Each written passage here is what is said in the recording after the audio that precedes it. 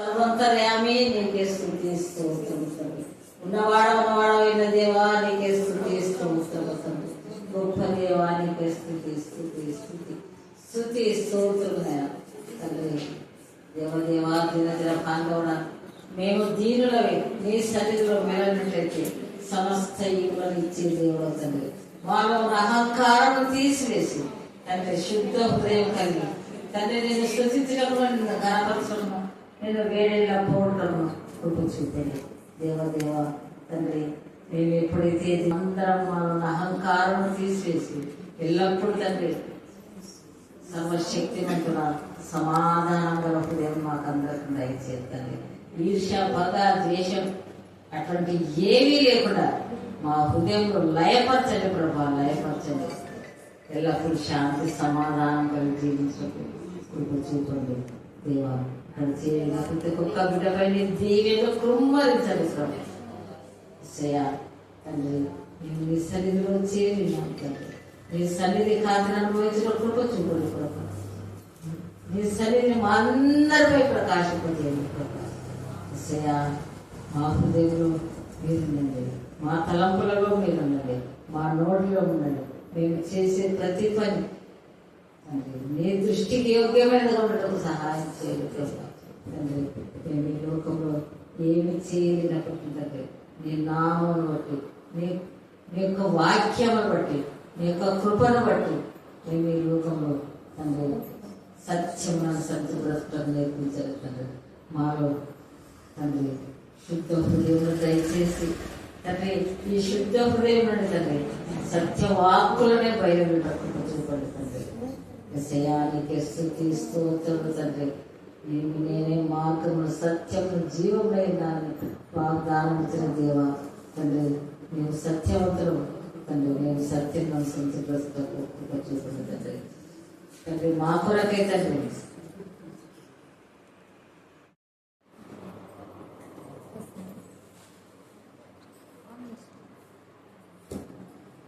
దేవాది దేవునికి నా హృదయపూర్వక వందనాలు.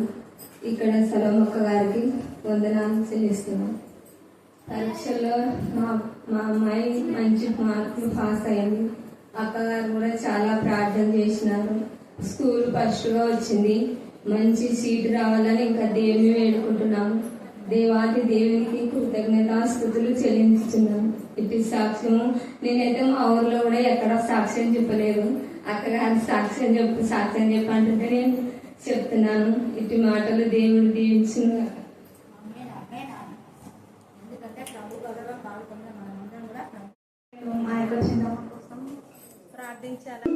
మరి అదేవిధంగా ఇంకా పూర్తిగా తనకి స్వస్థత కలుగులాగన, మంచి ఆరోగ్యం వచ్చేలాగన మీకు ప్రత్యేక ప్రార్థనలో మరి జ్ఞాపకం చేసుకోవాలని కోరుకుంటున్నాను. అదేవిధంగా మా యొక్క తమ్ముల విషయంలో కూడా చెప్పిన్నాను. మరి అది కూడా మరి జరుగులాగన దేవుడు ముందుండి కార్యం జరుగులాగన మీ యొక్క ప్రత్యేక ప్రార్థనలో దయతో జ్ఞాపకం చేసుకోవాలని ప్రార్థించిన ప్రతి ఒక్కరికి నాకు వందనాలు చెబుతూ దేవుడు ఇచ్చిన సాక్ష్యాన్ని దీవించి ఆశ్రయించిందిగా చెప్పుకుంటారు. అనేక మంది కలిసి సంతోషాలు. దేవుడు మన కొరకు గొప్ప కార్యం చేస్తున్నాడు. ఎందుకంటే అరుణ ఒకప్పటి నుంచి కూడా ఈ కరుణాపీఠం యొక్క మెంబర్ ఆమె చక్కగా పాడి దేవుని మహిమపరిచేది. గత దినాల్లో తండ్రిని కోల్పోయి మానసికంగా తన ఎంతగా ఏడ్చిందో అంత ఆ దుఃఖాన్ని తొలగించి దేవుడు సంతోషాన్ని కలగజేస్తున్నాడు. మామూలుగా బర్త్డే అప్పుడు వేరే స్వీట్స్ కట్ చేయకుండా కేక్నే కట్ చేస్తారు. ఎందుకు చెప్పాలా? ఎందుకు అదే వేరే స్వీట్స్ ఇవ్వరు. చాలా మంది ఇప్పుడు హిందూస్ కూడా నేర్చుకున్నారు. ఒకప్పుడు అంతా క్రిస్టియన్సే చేసేది, కానీ హిందూస్ కూడా కేక్ కట్ చేస్తారు. ఎందుకు కేక్ కట్ చేస్తున్నారు అంటే మిగతా స్వీట్స్ అన్ని కూడా కేక్ లాగా పొంగవు. తర్వాత ఇది పొంగే జీవితం అంటే అభివృద్ధి చెందే జీవితం. సో ఈ యొక్క అరుణ యొక్క జీవితం ఈ 2025 జూన్ మాసం నుండి నానాటికి బలాభివృద్ధి చెందును దాకా అది ఆమె యొక్క ప్రాసెసి. ఈ సమయం పుట్టినరోజు సందర్భంగా దేవుడు ఆమెకి ఇస్తున్నట్టు ప్రవచన పూర్తిగా ఆమె నానాటికి బలాభివృద్ధి నొందేదిగా ఉంటుంది. ఒకటి. రెండవది కేక్ చాలా స్మూత్ గా ఉంటుంది, మెత్తగా ఉంటుంది. ఆమె కూడా మాధుర్యమైన జీవితంలో మరి కుటుంబీకులకు కానివ్వండి, ఆమెకు మరి ఇంకా వేరే విధానంలో ఆమె జీవితం దేవుడు సెట్ చేసినప్పుడు ఎక్కడికి వెళ్ళినా దేవుడికి మహిమకరంగా మరి మాధుర్యకరంగా మధురమైన ఈ వాక్యం ప్రకటించే బిడ్డగా ఉండాలని ఆశపడుతున్నా. తర్వాత కేక్ అన్ని స్వీట్ల కంటే చాలా రిచ్ అంటే ఖరీదైంది కదా. మిగతావన్నీ చిన్న చిన్న స్వీట్లు 5-10కి వస్తాయి. ఇది చిన్నదే, మనం చిన్న పీసే 25 రూపాయలు, 30 రూపాయలు, 50 రూపాయలు కూడా ఉంది. సో కేక్ అంటే మనం ఎందుకు కేకును ఊకే కట్ చేయడం, తినడం, పోవడం కాదు. ఈ 3 విషయాలే మనం జ్ఞాపకం చేసుకోవాలి. మనం దేవునికి మహిమకరంగా ఉండాలి, మాధుర్యకరంగా ఉండాలి. దేవుడు మనలో అద్భుత రీతిగా ఐశ్వర్యంలో సమృద్ధిలోకి ఆయన మనను నడిపింపచేస్తారు. అన్ని స్వీట్ల కంటే కేకు చాలా రిచ్ కాబట్టి ఆమె జీవితము దేవునికి మహిమకరంగా ఐశ్వర్యాలతో సుఖ సంతోషాలతో దేవుడు ఆమె నింపులాగా. ఆమేన్, ఆమేన్, ఆమేన్. అత్తగారింటికి కాబోయే అత్తగారింటికి క్షేమం కలుగుగాక. 2 విధాలైన బ్లెస్సింగ్స్ ఈమె మ్యారేజ్ కోసం కూడా ప్రే చేయండి. అలాగనే వాళ్ళ దండిగా మ్యారేజ్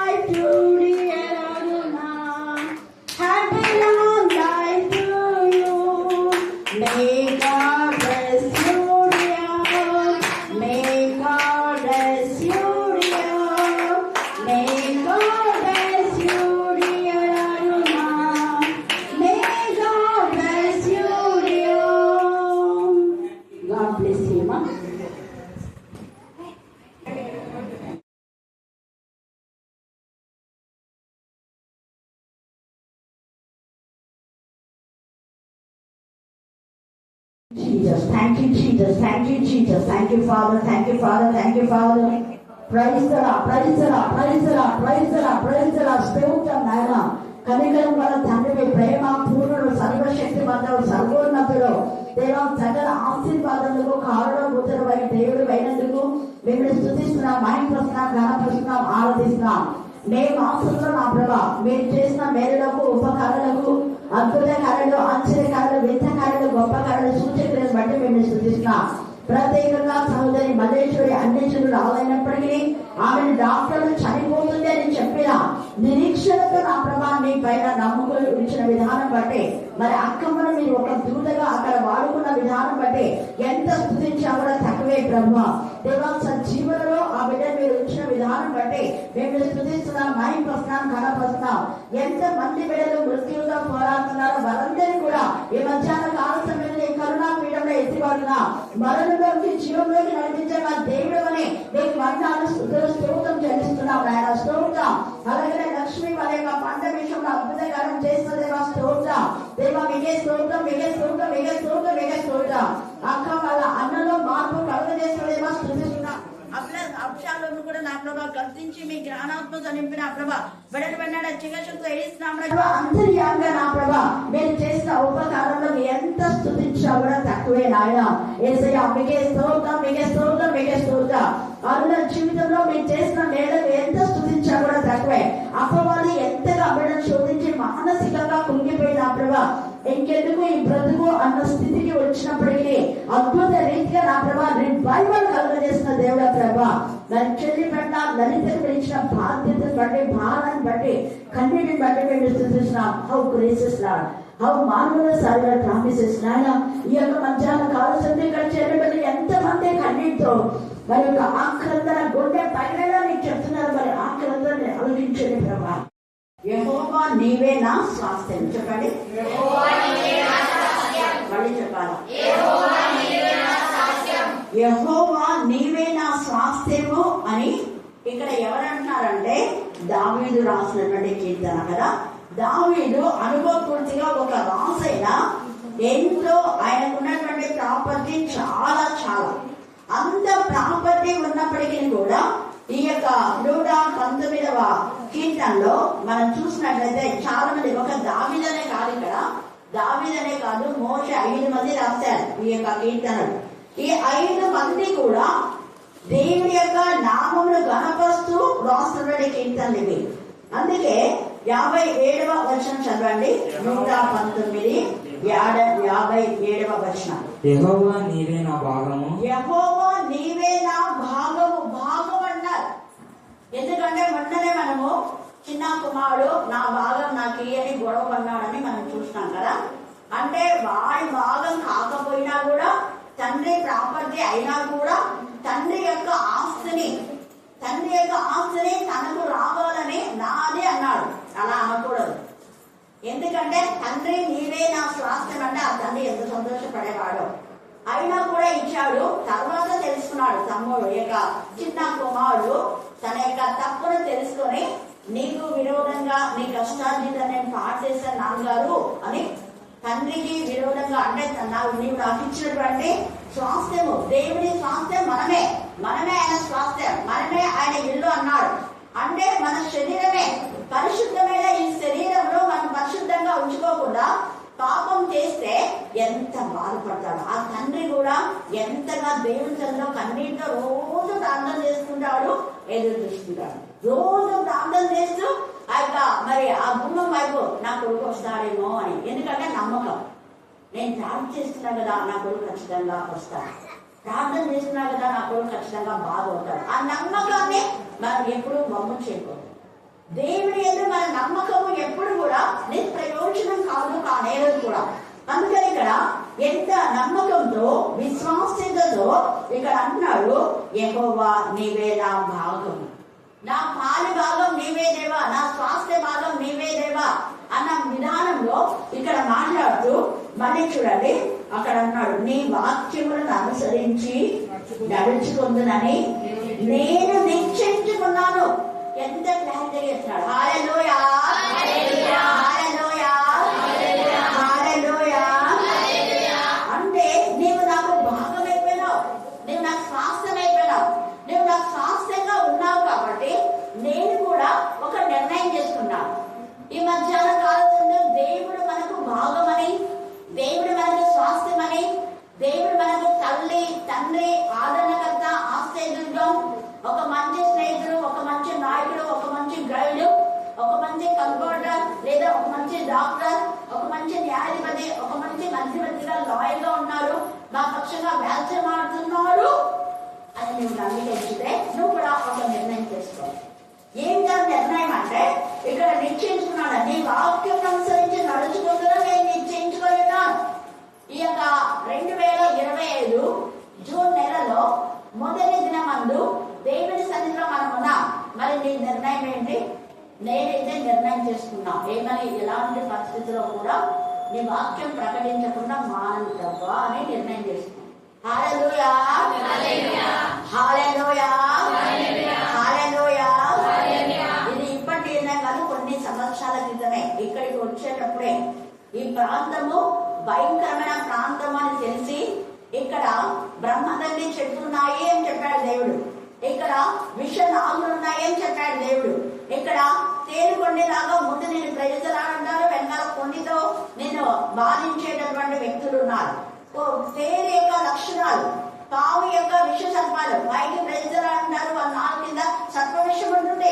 బ్రహ్మదండి చెట్లు, అది పండు ఎంత బాగుంటుంది, తిందామని మనం అనుకుంటాం అనుకో, అది ముళ్ళు గుచ్చుకుంటారు. నీవేమో అనేక ఆత్మలు రావాలని నువ్వు అనుకుంటావు, కానీ వాళ్ళు వస్తారు. ఎందుకు వస్తారంటే కేవలం వాళ్ళ రోగాల కోసమే వస్తారు, వాళ్ళకి ఏదైనా ఆపద కోసమే వస్తారు.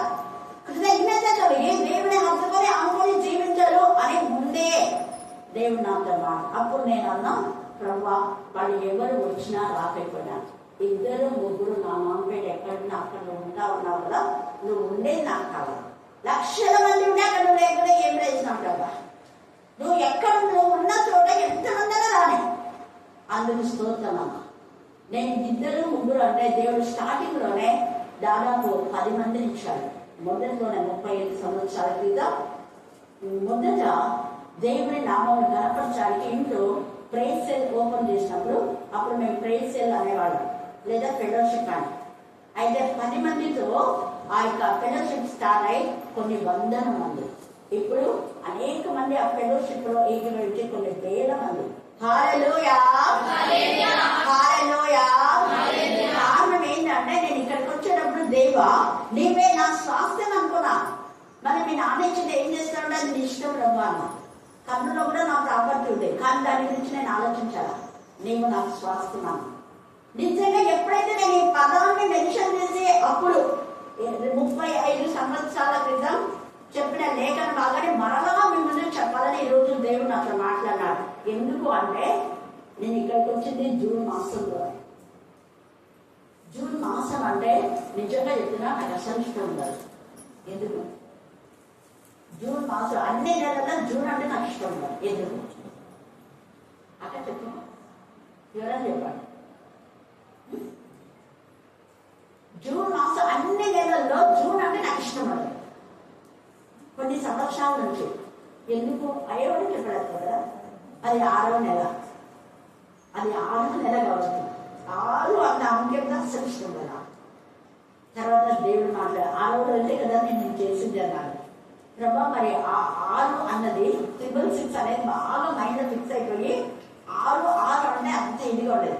3 6 ఉంది కదా అక్కడ, 3 6 18 అన్నా కూడా ఇష్టపడాలి. ఇందులో జ్ఞానం ఉంది అన్నాడు కదా, అందుకని జ్ఞానం ఉంది అన్నావు కదా ప్రభా నువ్వు, అందుకని 3 6 అన్నా ఇష్టం ఉండదు, 18 అన్నా ఇష్టం ఉండదు.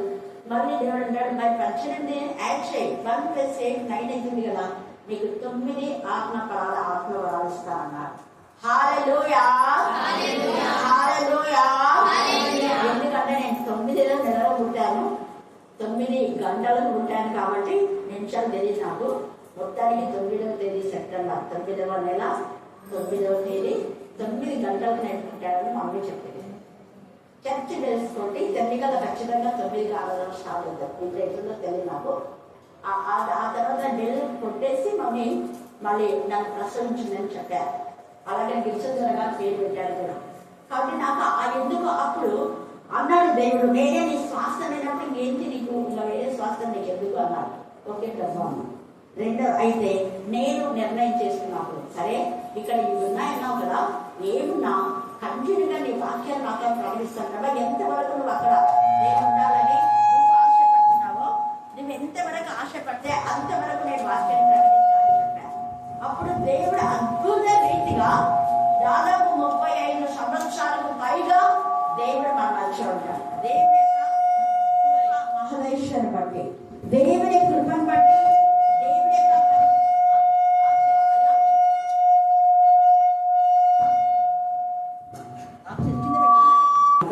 అందుకని ఇక్కడ పరిశుద్ధ ఆత్మ దేవుడు మాట్లాడుతున్నాడు.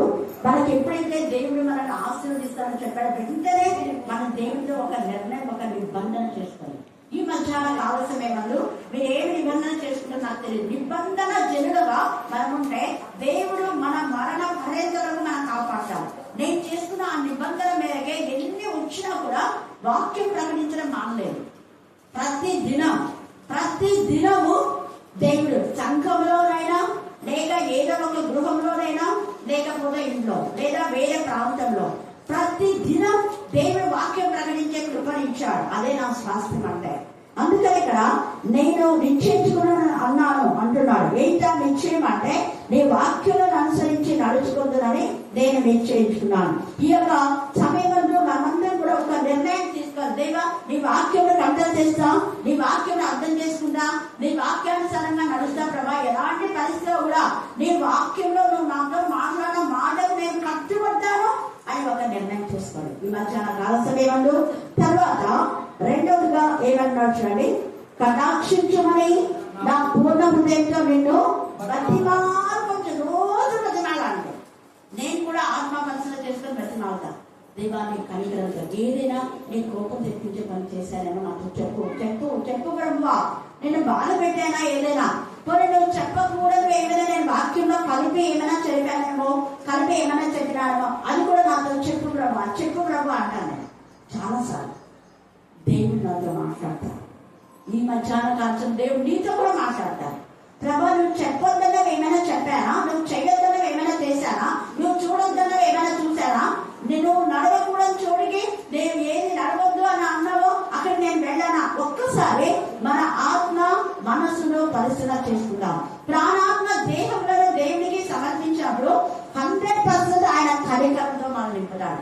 ఎప్పుడైతే ఈ విధానంలో నీ వాక్యం అనుసరించి నడుచుకుంటున్నానే నేను అనుకున్నానో, వెంటనే దేవుని మహా కనికరం వచ్చిన మొదటి రోజే హల్లెలూయా హల్లెలూయా హల్లెలూయా. ఎంత కనికరం అంటే, ఎందుకో జూన్ వస్తే నేను ఇదంతా మళ్ళా మెమరీ చేసుకుంటున్నాను. అందుకే ఈ రోజు మీతో మాట్లాడుతున్నా. నేను వచ్చిన రోజే జూన్ 6వ తేదీ ఇక్కడికి వచ్చాను. నేను 6 అంటే ఇష్టం లేదు, కానీ జూన్ 6వ తేదీ నేను వచ్చిన రోజే అసలు సొంత అక్క కాకపోయినా అక్క ఎంత ప్రేమించిందంటే ఇప్పటికీ నేను మర్చిపోలేదు.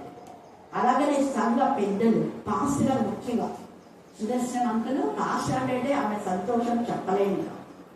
నాకు ఆరోగ్యం బాగాలేదు సార్, నేను బాగా మంగళవారం స్త్రీలను బాగా గైడ్ చేయమా అని చెప్పింది నాతో ఆంటీ. అసలు ఎంత ఇదిగా నేను వాక్యం చెప్పండి ఆంటీ అంటే కూడా లేదు నువ్వు నాకు నన్ను చెప్పేసేది, నువ్వు లేనప్పుడు ఎప్పుడైనా ఇవ్వాలి అని. ఎంత ప్రేమ అంటే కటాక్షం. అప్పుడు నాకు అర్థమైంది, లేదా నిజంగా నీకు కనికరం ఇలా లేకపోతే వీళ్ళు నిజంగా ఎప్పుడో చిన్నప్పుడున్నా నేను ఇక్కడ, కానీ కొన్ని సంవత్సరాల తర్వాత నేను ఇక్కడికి వస్తే ఇంత ప్రేమ, ఆ ప్రేమ ఇప్పటికీ నేను మర్చిపోలేకపోతున్నాను. కాబట్టి 35 years నేను మర్చి ఉంటున్నాను. ఎవరో కొంతమంది ఉంటారు కదా, విద్రోహ శక్తులు ఎక్కడైనా ఉంటాయి. దావీదుకైతే తల వెంట్రుకలు ఉంటాయి ఎక్కువ. నేను ఒక్కసారి బాధపడి ఏడ్చినాను అనుకో, అప్పుడు దేవుడు అంటాడు, నువ్వు దావీదు అంత శక్తులు ఉన్నారమ్మా, ఇంత చిన్నదానికి ఎట్టేస్తావు, బెంగాలు పడిపోతావు, పిరిగిదారా అంటారు దేవుడు. ప్రభా, నన్ను క్షమించు, నేను ధైర్యవంతురాలు కదా, నీ బిడ్డగా నేను ఎప్పుడూ పిరిగిరాగా ఉన్నాను, కాకపోతే బాగా అనేది గుర్తొస్తుంది కదా, అందుకనే నేను గుర్తు చేస్తున్నాను అంతే అంటే వెంటనే నా యొక్క నిజంగా నా తల పైన చెయ్యి పెట్టి ఆయన ఎంతగా ఆశీర్వదం అంటే అంత ఆశీర్వదించింది. ఈ మధ్యాహ్నం మీకు కూడా అనుభూతిని బాగా ఇష్టపడుతున్నాను. 2025లో జూన్ మాసంలో దేవుడు నీతో ఉంటే నీతో మాట్లాడు, నీ దగ్గరికి వచ్చే ఎవరో చేపెడితే కాదు. ఒకవేళ అక్క పెట్టినా నేను పెట్టినా ఎవరు పెట్టినా దేవుడు హస్తం మీ పైన ఉంటుంది. హల్లెలూయా హల్లెలూయా హల్లెలూయా. అనేకమంది దైవజన హస్తం మీ తలపైన ఉంటుంది. నీ తల్లి నిన్ను దీవిస్తారు, నీ పెద్దవాళ్ళని దీవిస్తారు. ఎందుకు? దేవుని కటాక్షం మన పైన ఉంటాయి. దేవుని కటాక్షం వచ్చింది కాబట్టి దేవుడు ఎంతగా నన్ను ఆస్వాదించిన దేవుడు మిమ్మల్ని కూడా ఆస్వాదించడానికి సమర్థుడు. ఆయన దగ్గర నేను ఒప్పందం చేసుకున్నాను, ఇక్కడ నిర్ణయం చేసుకున్నా. తర్వాత కటాక్షంతో నింపబడినప్పుడు నేను అన్నా, దేవా నువ్వు నా పైన చూపిన కటాక్షం నా దగ్గరికి ఎవరిని పంపిస్తే వాళ్ళందరికీ కటాక్షం రావాలి అన్నా. ఓకే అన్నా. నేను 5 విషయాలు అడిగిన దేవుడి దగ్గర. మరి ఇక్కడ ఉన్నామంటున్నావు కదా, నేను ఉంటాను, నీ కటాక్షం నా పైన వచ్చినప్పుడు నాకు రక్షణ ఇచ్చినట్టుగా ఇక్కడికి వచ్చే ప్రతి ఒక్కరికి నిజమైన రక్షణ, సగం రక్షణ వద్దు ప్రభా, నిజమైన రక్షణ దయచేయండి. నాకు విద్య ఇచ్చినారు, ఉద్యోగం ఇచ్చినారు, వీళ్ళకు కూడా విద్య దయచేయండి, ఉద్యోగం దయచేయండి. అది లేకపోయినా ఒక్కరిపైన ఆధారపడే జీవితం దయచేయండి ప్రభా. దేవుడు అన్నా టిక్ మార్క్ వేస్తున్నాను. తర్వాత ప్రభా, నేను ఎంటీ హ్యాండ్ ఇక్కడికి వచ్చా, నా స్వాస్థ్యం కర్నూలులో ఉంది, కానీ కూడులో నా స్వాస్థ్యం నీవే అన్నారు. ఏంటన్నప్పుడు దేవుడు సొంత ఇల్లు ఇచ్చాడు. ఇక్కడ వచ్చే వాళ్ళందరికీ సొంత ఇల్లు కావాలి ప్రభా అన్నా. ఓకే, టిక్ ఇస్తున్నాను. అలాగే ఆత్మల భారం కలిగి బిడ్డలు అనేక ఆత్మల్ని తీసుకురావాలా. ఓకే అన్నా, ఏది బాగుంది చెప్పాలి. సమృద్ధి అనే జీవితంలోకి దేవుడు దావీదు కూడా ఈ మధ్యాహ్నం నీతో మాతో అనుభవపూర్తిగా ఈ 5 మంది రాసినటువంటి లేఖన భాగాల్లో 5 మంది మనతో మాట్లాడేటువంటి అంశం ఏంటంటే వీళ్ళందరూ కూడా, అందుకని యేసు ప్రభువు అక్కడ ప్రవక్తలు ఉన్నారు, మోషేయు ఇంకా ప్రవక్తలు రాసిన లేఖన భాగాలు ఉన్నాయి. ఈ ధర్మశాస్త్రం అంతా కూడా వీళ్ళు రాసినటువంటి, ముఖ్యంగా కీర్తనలు 5 మంది రాశారు. 5 మంది ఈ మధ్యాహ్నం తండ్రి కుమార పరిశుద్ధాత్మ నామంలో మనల్ని పరలోకం నుంచి మనం దీవిస్తున్నాం. ఏంటి? ఆయన కనికరంతో మనం నింపుతాం. అయితే నువ్వు కూడా మొదటిది నువ్వు చేయవలసిన పని, దేవుడేమో మన స్వాస్థ్యం ఉన్నాడు, స్వాస్థ్యంగా ఉన్నాడు కాబట్టి మనం ఒక నిర్ణయం చేసుకోవాలి. దేవుడేమో మనం కటాక్షించాడు కాబట్టి మనం కూడా ఏం చేయాలంట? పూర్ణ హృదయంతో నేను బతిమాలుకొచ్చున్నా. పూర్ణ హృదయంతో బతిమాలాలి, పూర్ణ హృదయంతో ప్రార్థన చేయాలి, పూర్ణ హృదయంతో స్తుతి చేయాలి. బతిమాలడం అంటే పదే పదే పదే పదే స్తుతి. మనం ఒకేసారి ఒకేసారి రా అంటే రాదు. అలాగా రా రా రా రా అలాగా దేవుని స్తుతిస్తూనే ఉండాలి, ప్రార్థిస్తూనే ఉండాలి, విజ్ఞాపన చేస్తూనే ఉండాలి. ముమ్మారు ఏదైతే బతిమాలుకున్నాడు, తండ్రి నీ చిత్తమైతే ఈ గిన్నె నా దగ్గర నుంచి తొలగించాలి. అర్థమైపోయింది. ముమ్మారు చేసి ఇక నీ ఇష్టం ప్రభా. మనం కూడా అడుగుదాం, ప్రభా ఇది నాకు ఇష్టం లేదు, నా దగ్గర నుంచి తీసేయను. తీసేస్తే సరే, లేదంటే నీ చిత్తం ప్రభా, ఇది విషయంగా ఉన్నా నేను తాగుతాను ప్రభా. ఇది నాకు ఇష్టం లేకపోయినా నీకు ఇష్టం కదా, నీకు ఇష్టమైన పని నేను చేస్తానని నిర్ణయం చేస్తాను. ఆ ఇష్టము అది బాధ, వేదన, రోదన కావచ్చు, కన్నీళ్ళు కావచ్చు, నిందలు కావచ్చు, గుండె పగిలే విధానం కావచ్చు, ఏమైనా కావచ్చు. కానీ దేవుడి పైన మనం ఆధారపడినప్పుడు దేవుడు మనకు సహాయకారిగా ఉండి సహాయం చేస్తారు. అయితే మనం మాత్రం పూర్ణ హృదయంతో ఆయనను బతిమాలుకోవాలంట. మూడోదిగా, నేను ఇచ్చిన మాట చొప్పున నన్ను కరుణించు. నువ్వు కరుణిస్తానన్నావు కదా, కాబట్టి కరుణించు. నీ మార్గంలో నేను పరిశీలన చేసుకుంటేనే, ఎంత బాగా చెప్తున్నాడు, నీ మార్గంలో నేను పరిశీలన చేసుకుంటేనే. మనలో మనం ఆత్మ పరిశీలన చేసుకొని ఆయన మార్గంలో ఎలా ఉంటాయో తెలుసుకొని సత్య మార్గం, జీవ మార్గం, నీతి మార్గం, దేవునికి ఇష్టమైన మార్గం, సమాధాన మార్గం, ఈ జీవ మార్గంలో ఎంత అనుభవం మనం అనుభవించినప్పుడు ఆ అనుభూతిని మనం పొందినటువంటి మనం మరలా దాని నుంచి వేరు కాదు. రుచి చూసాం కదా, యేసయ్య ప్రేమ, యేసయ్య కటాక్షం, యేసయ్య కనికరం సమస్తం ఆయనే మనం చేపట్టుకొని నడిపించాడు. సమస్తం ఆయనే ఆయన గొప్ప ఆనించుకొని మనకు వాక్యం చెప్పాడు. సమస్తము ఆయనే ఆయన భుజముల పైన ఎక్కించుకుంటూ అనేక ప్రాంతములలో దేవుని పిల్లలు నడిపించాడు. Thank God. హల్లెలూయా, హల్లెలూయా. ప్రభువా నేను చేసినట్టే ఈ పిల్లలు కూడా సేవ చేయాలన్నప్పుడు మన పిల్లలందరూ కూడా వెంటనే పోయి కొన్ని గృహాలు దర్శించి ప్రార్థన చేశారు, వాక్యం ప్రకటించారు. ఎస్, ఇది యేసయ్య పెట్టాను. మా మార్గంలో ఎంత సంతోషపడ్డారు పిల్లలు వచ్చి, చాలా సంతోషమైంది, అందరు బాగా విన్నారు అని మళ్ళీ వచ్చి నాతో చెప్పారు. దేవునికి స్తోత్రం. అందుకే ఇక్కడ కూడా అన్నాడు కదా, మనం కూడా పరిశీలన చేసుకోవాలి, ఆత్మ పరిశీలన మనం చేసుకోవాలి. తర్వాత నీ శాసనం దగ్గర మరలుకుంటే ఆయన శాసనం ఏమైనా అటువైపు మనం వెళ్ళాలి. మనుషులు చెప్పిన మాటలు కాదు. మనం ఎప్పుడైతే పశ్చాత్తాపడి మారు మనసు పొంది మారు మనసు తగిన ఫలాలు మనం ఫలిస్తామో దేవుడు లెక్కలేనన్ని ఆశీర్వాదాలు మనకి ఇస్తాడు. మనం ఊహించాం, అడిగిన వాటికంటే ఊహించిన వాటికంటే అధికమైన వేధిస్తాడు. అఖిల్ అన్నాడు, మా అక్క కూతురు 10th ఎగ్జామ్ రాస్తుంది, ఆ పాపకు ఫస్ట్ క్లాస్ మార్కులు రావాలన్నాడు. నేనన్నా దేవుడికి ఏం ఫస్ట్ క్లాస్ ఎంట్రీకి రావచ్చు, క్లాస్ ఫస్ట్ రావచ్చు, స్కూల్ ఫస్ట్ రావచ్చు, డిస్ట్రిక్ట్ రావచ్చు, అలాగే నేను స్టేట్ వరకు ఇట్లానే చేశాను. కొందరికి దేవుడు అలా వచ్చు. హల్లెలూయా, హల్లెలూయా. ఆయన సర్వశక్తిమంతుడు. తర్వాత అంటాడు చూడండి, నీ ఆజ్ఞలను అనుసరించడం నేను జాగ్రత్తగా త్వరపడి ఆయన సన్నిధికి రావాలి. ఏదైనా నీకు ఇష్టమైన వాటి దగ్గరికి వెళ్ళడానికి నువ్వు ఎంత ఎంజాయ్ గా ఉంటావో, ఎంత ఆతృత కలిగి ఉంటావో, ఎంత అపేక్ష కలిగి ఉంటావో, ఎంత ఆసక్తి కలిగి ఉంటావో, సేమ్ దేవుని సన్నిధికి రావడానికి అంతే ఆసక్తి, అపేక్ష, తపన, కృష్ణ మనకు.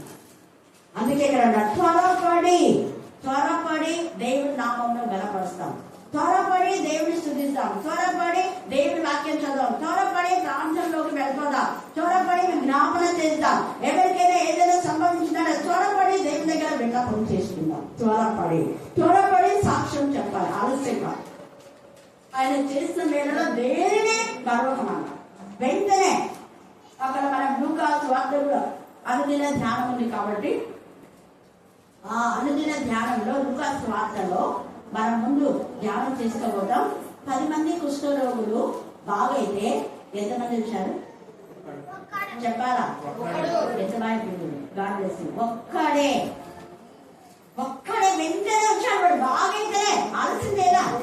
మిగతా నిర్లక్ష్యం ఉన్నారు. ఆ నిర్లక్ష్యం ఉన్నందుకు వాళ్ళకి మళ్ళా కుష్ఠరోగం వచ్చిందంట. నిర్లక్ష్యం వద్దు, వెంటనే వచ్చి ఏసయ్యా నువ్వు ఇలాగ చేసావు కదా, నాకు బాగైందని చెప్పి వెంటనే ఏసయ్యని స్తుతించాడు. ఈ యొక్క మధ్యాహ్న కాల సమయమందు దేవుని స్తుతించడం, దేవుని చేసిన మేళ దేని వరకు అన్నిటిలో దేవునికి స్తుతి ధూపం వేసే వారంగా మనం ఉండాలి, స్తుతి అర్పించే వారంగా మనం ఉండాలి. దేవునికి మహిమకరమైన విధానంలో స్తుతి యాగం అర్పించుట ఆయనకు ఇంపైన సువాసన యాగం అంట. అది అలాగనే పెట్టి స్తుతి యాగం అర్పించుట ఆయనకు ఇంపైన సువాసన యాగం. హల్లెలూయా, హల్లెలూయా, హల్లెలూయా. ఎంత ఇష్టమైన స్తుతి ధూపం అంటే, అన్నిటికంటే యేసుకి ఇష్టం ఏంటి అంటే మనం స్తుతి చేయడమే. నా పిల్లలు నన్ను స్తుతించినారు. ఒక తల్లికి, మమ్మీ ఈ రోజు నువ్వు వండిన వంట చాలా బాగుంది మమ్మీ అంటే ఆమె గుండె ఎంత సంతోషంతో ఉంటుందో. అదే బాగలేదంటే ఎంత బాధపడుతుంది, ఎంత నడుచుకుంటుంది. అయ్యో పిల్లలు సరిగా తినలేదే, ఈరోజు నేను సరిగా చేయలేదే అనుకుంటాను. ఈరోజు చాలా బాగుంది మమ్మీ ఆయన ఒక మాట అనేది బాగున్నప్పుడంతా కూడా మీ తల్లి కష్టం అంతా పోతుంది. ఎంత కష్టపడితే అది ముట్టు రాదు అసలు.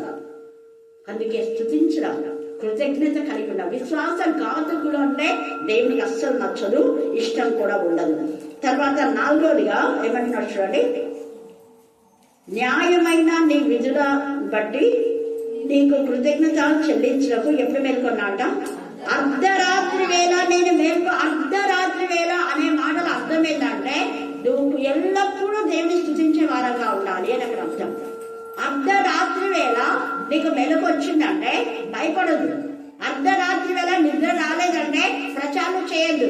అర్ధరాత్రి వేళ నిద్ర రాలేదంటే టీవీ ఆన్ చేసి వ్యర్థమైన వాటిని చూడొద్దు. అర్ధరాత్రి వేళ నిద్ర రాలేదు అంటే సెల్ ఫోన్ లో వ్యర్థమైన వాటిని వెతుకోద్దు. అర్ధరాత్రి వేళ పాపం చేయడానికి నీ చేతులు ప్రేరేపణ చేయొద్దు. అర్ధరాత్రి వేళ చెడు ఆలోచనలు ఎవరెవరు ఏమేమి అన్నారో అవన్నీ జ్ఞాపకం చేసుకొని నీ మైండ్ పాడు చేసుకోవద్దు. అర్ధరాత్రి వేళ నువ్వు లేచావంటే నీకు మేలుకు వచ్చిందంటే వెంటనే వాక్యం చదువు. అర్ధరాత్రి వేళ నాకు చాలా సార్లు అర్ధరాత్రి వేళ చిన్నాలు తెలుస్తున్నారు. 1:30కు లేదా 2కు, మళ్ళీ 5కు, 3కు ఒకసారి అలా. అయితే ఎప్పుడైతే నేను 12 తర్వాత దేవుడు నాకు మెలకువచ్చిన వెంటనే వాక్యం చదువుకొని కొంత స్తుతించి మన సెల్ ఫోన్లో వెంటనే వాక్యాలు పంపిస్తుంటాం, కేపీఎంలో పెట్టేస్తున్నాం. అక్క మీరు ఆ టైంలో లేచారా అని వెంటనే భావన చూసి మళ్ళీ నాకు కాల్ చేస్తాను. కొంతమంది అంటే నాకు అర్థమైంది, ఏం మేల్కొన్నారా మీరు, ఎందుకమ్మా పడుకోలేదు, ఏ టైంలో నాకు కాల్ చేశారు అని అడుగుతాను. వాళ్ళ పరిస్థితులు చెప్తాను. అర్ధరాత్రి వేళ మేల్కొంటే నువ్వు చేయవలసింది అనేకుల కోసం ప్రార్థన, విజ్ఞాపన, స్తుతి చేయాలి. వాక్యం ద్వారా దేవునితో ఏం మాట్లాడతాం. మొదటి గంట మనం దేవునికి ఇవ్వాలి. 12కి మెలకొచ్చిందా, మొదటి గంట స్టార్ట్, దినం స్టార్ట్ అవుతుంది కదా, దేవుని మహిమపరుస్తా, దేవుని నాతో మాట్లాడాలి ప్రభు అన్నాడు. అందుకే వాక్యము ద్వారా దేవునితో మనం కలిసి దేవుని స్తుతించడం ఎంత ఇష్టమో ఆయనకు. తర్వాత 5వదిగా అంటున్నాడు కదా, నీ ఉపదేశంలో నేను అనుసరించు వారికి నేను చెలికాడంట. ఎవరికి నువ్వు చెలికాడుగా ఉన్నావు? ఏ ఫెలోషిప్ లో నువ్వు ఉన్నావు? దేవుని యందు భయభక్తి గల వాళ్లకు మాత్రమే చెలికాడన్నాడు. దేవుని యందు భయభక్తి గల వాళ్ళు మాత్రమే. ఆ దావీదు కూడా చెలికాళ్ళు, మోషేకు చెలికాళ్ళు. ఈ 5 మంది ఎవరెవరైతే రాశారో వాళ్ళందరికీ దేవుని యందు భయభక్తి గల వాళ్ళు ఫెలోషిప్ లో ఉన్నారు, వాళ్ళ సహవాసంలో ఉన్నారు. నీ చెలికాడు ఎవరు? నీ చెలికత్త ఎవరు? ఏసైనైనా నీ గుడ్ ఫ్రెండ్. ఏసైని నువ్వు నిజమైన స్నేహితుడుగా నువ్వు గైకొన్నావా? మరి ఏసైతో నీ ఫ్రెండ్తో ఎలాగా నువ్వు మాట్లాడతావో అంతకంటే ఎక్కువగా ఏసైతో మాట్లాడు. నీ ఫ్రెండ్ అంటే నీకు ఎంత ఇష్టమో అంతకంటే ఎక్కువగా ఏసైతే ఇష్టపడాలి. ఏసైతో ఎప్పుడెప్పుడు మాట్లాడాలి అని మనం కూడా వేచి ఉండాలి. అందుకనే ఇక్కడ అర్ధరాత్రి వేళ అని చెప్పిన తర్వాత అంటున్నాడు కదా, ఆయన నీ యొక్క ఉపదేశములను అనుసరించు వారికి మాత్రమే నేను చెలికాడు, లోకస్తులకు కాదు. యేసయ్య 17వ అధ్యాయం యోహాను సువార్తలో, దేవా వీరి లోకంలో ఉన్నారు, వీరి లోకస్తులు కాకుండా వీరిని కాపాడండి. నేను లోకస్తుల కోసం ప్రార్థన చేయడం లేదు, నీవు నాకు ఇచ్చిన వీరి కోసమే ప్రార్థన చేస్తున్నా. వీరి లోకంలో పడిపోకుండా చెడిపోకుండా కాపాడండి ప్రభువా, సత్యమంది వీళ్ళని ప్రతిష్ఠ చెయ్యి అని ప్రార్థన చేస్తాడు తండ్రి అయిన దేవునికి యేసయ్య. ఈ మధ్యాహ్నమంలో మనం కూడా యేసయ్యకు ప్రార్థన చేస్తాం, తండ్రి అయిన దేవుడికి ప్రార్థన చేస్తాం. దేవా నీ మార్గంలో నేను నడిపించు, నీ యందు భయభక్తి గల వాళ్ళు మాత్రమే నా సహవాసంలో నా చెలికాలుగా ఉండాలి ప్రభువా, వేరే వాళ్ళతో నాకు ఇష్టం లేదు. అనగలుగుతున్నామా మనం? ఎంత బాగా చెప్తున్నాడు ఇక్కడ ఈ 119 ఇంకా మీరు చదువుతూ ఉంటే చాలా విషయాలు ఉన్నాయి. అక్కడ అంటాడు, నీ విశ్వాసం చేత 74 చదవండి, 74 వచ్చిన నీ వాక్యం మీద నేను ఆశ పెట్టుకొని ఉన్నాను, నీ యందు భయభక్తులు కలవారు నన్ను చూచి. వేరే వాళ్ళు సంతోషించారు, లోకస్తులు సంతోషించారు. ఎందుకంటే లోకస్తులుగా నేనంటే ఇష్టం ఉండదు. లోకస్తులు వాళ్ళు చేసే నీచమైన పనులను నేను గర్దిస్తాను కదా, లోకస్తులు చేసే నీచమైన పనులు నేను అసహించుకుంటున్నాను కదా, చెడుతనాన్ని అసహించుకొని నేను విసర్జించాను కదా. ఇందాక పిల్లలు వాక్యం చెప్పాను, నీ వాక్యం నేను నేర్చుకుని చెడుతనాన్ని అసహించుకుంటాను కదా. నేను చెడును అసహించుకుంటాను కాబట్టి వాళ్ళకి నేనంటే ఇష్టం లేదు, వాళ్ళు చెడులో ఉన్నారు. కానీ నేనంటే ఎవరికి ఇష్టం అంటే చెడును అసహించుకునే వాళ్ళకే నేను ఇష్టం, మంచి చేసే వాళ్ళకే నేను ఇష్టం, మేలు చేసే వాళ్ళకే నేను ఇష్టం. మేలు చేస్తున్నావా, కీడు చేస్తున్నావా? ఎలాగో ఉన్నాం మనం ఇక్కడ. ఎంత తేజగా నీ వాక్యం మీద నేను ఆశ పెట్టుకుని ఉన్నాను, నీ యందు భయభక్తులు గల వారు నన్ను చూసి సంతోషిస్తారంట. వేరే వాళ్ళు కాదు, నీ యందు భయభక్తులు గల వాళ్ళు నాకు సపోర్ట్ గా ఉంటారు అని కూడా ఇక్కడ రాయబడుతుంది. నీ యందు భయభక్తులు గల వాళ్ళు నాకు ఎంతగానో మేలుకరంగా ఉంటారు, దీవెనకరంగా ఉంటారు అనే లేఖన భాగాలు కూడా ఇక్కడ ఉన్నాయి, మీరు చదువుకోండి. చివరిగా మనం చూస్తే 72వ వచనంలో, వేల కొలది వెండి బంగారు నాణ్యముల కంటే నేను ఇచ్చిన ధర్మశాస్త్రం నాకు మేలు. దేవా, నీకు ప్రాపర్టీ ఇచ్చావు, వేల కొలది వెండి బంగారు నాణ్యాలు ఇచ్చావు, ధన ఘనతలు అన్నీ ఇచ్చావు. వాటన్నిటికంటే నీ యొక్క వాక్యమే శ్రేష్టం. ఇది నాకు మేలు బ్రహ్మ. ఈ మధ్యాహ్న కాల సమయముందు మేలుకరమైన మార్గం ఏదో తెలుసుకొని అందులో ప్రవేశించి సురక్షితంగా ఉండండి అన్నాడు. ఆ మేలుకరమైన మార్గము ఈ వాక్యమే. వాక్యానుసారంగా జీవించి, వాక్యానుసారంగా నడిచి, వాక్యం చదివి, వాక్యం ధ్యానించి, వాక్యం అర్థం చేసుకొని మన బ్రతుకులు మార్చుకొని మేలుకరమైన మార్గంలో మనం వెళ్తూ ఇతరులకు మేలు చేద్దాం. దేవుడు సమస్తమైన మేలులు మనకు కలగచేయగాక. ఆమేన్, ఆమేన్, ఆమేన్. ఈ సమయంలో అందరి మోకాల్లోనే మౌనంగా ఒక 5 నిమిషాలు తండ్రైన నామములో పరిశుద్ధ నామములో తండ్రైన నామములో పరిశుద్ధ నామంలో అక్కకు పెద్దమ్మకు మీ అందరికీ వందనాలు. నా సాక్ష్యం ఏమంటే, అక్కడ షాప్ దగ్గర పూర్వానికి ఆరోగ్యం బాగాలేదు. మల్లేశ్వరమ్మ ఆ సినిమాకి పాపం బాగాలేకుంటే నేను రోజు వదిలే మా చూసుకుంటూ ఉంటుంది. ప్రార్థనకు వస్తేటప్పుడు చూసుకుంటూనే ఆయనకి నొప్పి బాధ, ఆయనకి పుండ్లు బాగా 2 ఏళ్ళు పడ్డదట్లా పుండ్లైనవి. నా నొప్పి ఆ తండ్రికే తెలుసు కానీ ఎవరికి తెలియదు. ఆయన ఏం చెప్పిందంటే, నేను ఇట్లే వస్తున్నా చక్కగా ప్రార్థనకి చూస్తుంటే, అక్కమ్మ నిలబడమ్మా అని అంటే, ఏం చిన్నమ్మ అంటే, నా నొప్పులు నేను భరించలేదమ్మా, ఎవరికి చెప్పొద్దమ్మా, నేను గుళ్ళలు వేసుకొని మింగి చావాలనుకున్నాను, ఎవరికి చెప్పొద్దమ్మా, నీ తమ్ముళ్ళకి ఎవరికి చెప్పొద్దు, నాకు అట్లా ఉంది నొప్పి అని అంది. అంటే నేనేమన్నాను, చిన్నమ్మ అట్లా వద్దమ్మా, జీవం గల తండ్రి జీవం ఇస్తాడు నీకు, అట్లా అవి పట్టించుకోవద్దు, ఏమి అనుకోవద్దు, నేను అట్లా కడపోయి ప్రార్థన చేయించుకొస్తా అంటే, కొబ్బరిలో తీసుకుపోతావమ్మా అంటే, తీసుకుపోతలేసినమ్మా అంటే చెప్పొద్దమ్మా ఎవరికి, నేనైతే ఈ నొప్పులకు తక్కలేను, ఆ బాధ అసలు ఎవరికి రాకూడదులేమ్మా అని ఏడ్చింది. ఏడ్చొద్దు చిన్నమ్మా, ఆయన జీవం గల తండ్రి బతికిస్తాడు, ఆయన సమాధుల నుండి లేచి వచ్చిన తండ్రి బతికిస్తాడు చిన్నమ్మ అంటే, అవమ్మా అని అంది. అంటే నేను ఇక్కడ వచ్చి అక్కడికి చెప్పి ప్రార్థన చేయించినాను. చేయించి నూనె తీసుకుపోయిస్తే 2 ఏళ్ళు పడ్డదంతా ఉండేది, ఇప్పుడు సగానికి సగం వచ్చిందట. మేలో మనకి సగం మేలైందని నా మళ్ళీ పిలుచుకొని అడిగింది. నా చిన్న సాక్ష్యాన్ని దేవుడు జీవించుగాక. ఆమేన్, ఆమేన్, ఆమేన్.